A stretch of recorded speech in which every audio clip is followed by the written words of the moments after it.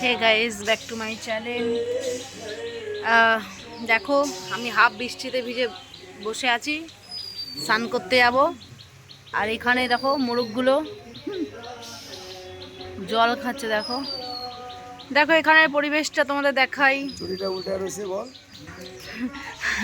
এখানের পরিবেশটা দেখো, গাছ গাছলা ভর্তি। এখানে দেখো গাছ গাছলা, প্রচুর গাছ আছে এখানে দাদার বাড়িতে। দেখেছো কত সুন্দর একটা পরিবেশ।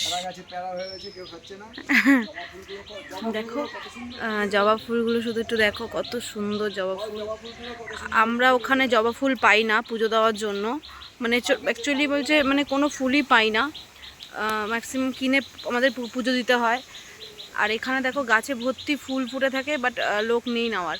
তোমাদের একটা জিনিস দেখাচ্ছি, দেখো তাল গাছে তোমরা দেখতে পাবে প্রচুর তাল হয়ে রয়েছে, দেখতে পাচ্ছ প্রচুর তাল। দেখো কত তাল, দেখো তোমাদের আমি কি জুম করে দেখাচ্ছি আর কি, তোমরা দেখলে বুঝবে যে কত বড়, মানে কত তাল গাছে পুরো তাল হয়ে মানে রয়েছে, দেখেছো প্রচুর তাল।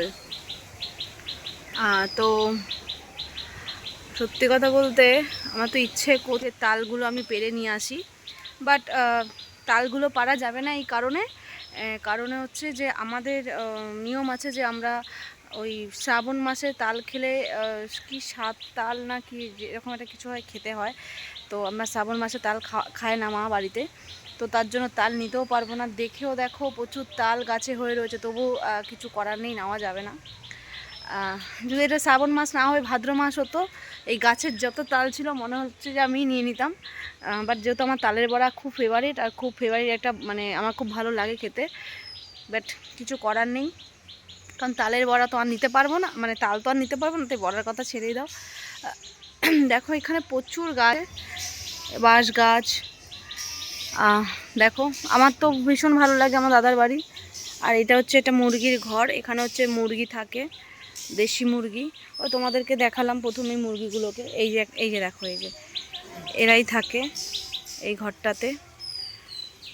আর তারপরে কি বলবো, পরিবেশটা খুবই ভালো একটা পরিবেশ, ঠান্ডা প্রকৃতি, চারিদিকে গাছপালা ভর্তি, মাঠ, চারিদিকে গাছ গাছলা ভর্তি, মানে আমার ভীষণ ভীষণ পছন্দের এরিয়া এটা। তো তোমাদেরকে আমি বিকেলেও একটা জিনিস দেখাবো, সেটা হচ্ছে এখানে একটা রাজবাড়ি আছে, যেখানে প্রসেনজিতের রাজমহল বই শুটিং হয়েছিল, সেই রাজবাড়ি আছে হচ্ছে এই খন্নানে। তো সেটাও তোমাদেরকে আমি বিকেলে, যদি আমি যাই, পসিবল হয় যদি বিকেলে আমি যেতে পারি, তো ওই রাজবাড়িতে আমি তোমাদেরকে পুরো রাজবাড়ির ভিডিওটা আমি দেখাবো, যে এখানে মানে যদি ঢুকতে পারি। বেসিক্যালি ঢুকতে দেয় না ওখানে, কারণ এখন সব বাইরের লোকরা আসে, পর্যটকরা আসে বলে ওরা ওখানে কাউকে অ্যালাউ করে না। তো এবার চেষ্টা করব যদি আমি যেতে পারি, তো অবশ্যই আমি তোমাদেরকে ওখানকার পুরো ভিউটা আমি দেখাবো সুন্দর করে, যে রাজবাড়িটা। তো দেখো আমার মা এখানে মাথা আশ্রাচ্ছে, চুল ঝাড়ছে আর কি। আমার মাকে একটু তোমরা ভালো করে দেখে নাও, দেখো দেখাচ্ছি। এই যে আমার মন্দাগিনী, এই হচ্ছে আমার সব লাইফে। দেখেছো চুল দেখো কি করছে, দেখো কত বড় চুল, জট পেকে গেছে। রোজ আশ্রায় না, তো রোজ আশ্রালে হয়েই যেত, জট আর পাকতো না। তো রোজ আশ্রায় না বলে গাদা গাদা জট পেকে রয়েছে। তো আমি এখন পুরো ভিজে আছি, বুঝলে তো গাইস। তো এখন যাচ্ছি, কারণ এখন গিয়ে আমি স্নান করতে ঢুকবো, নাহলে ঠান্ডা লেগে যাবে। এমনিতেও আবার শরীর ভালো না, জ্বর ঠান্ডা লেগেই রয়েছে। তার মধ্যে ইচ্ছে আর মানে বৃষ্টিটা হচ্ছে বলে আর লোভ সামলাতে পারলাম না, বেরিয়ে পড়লাম ভিজতে। তো এখন গিয়ে আমাকে আগে বাথরুমে ঢুকতে হবে স্নান করতে, নাহলে আমার আবার শরীর খারাপ করবে।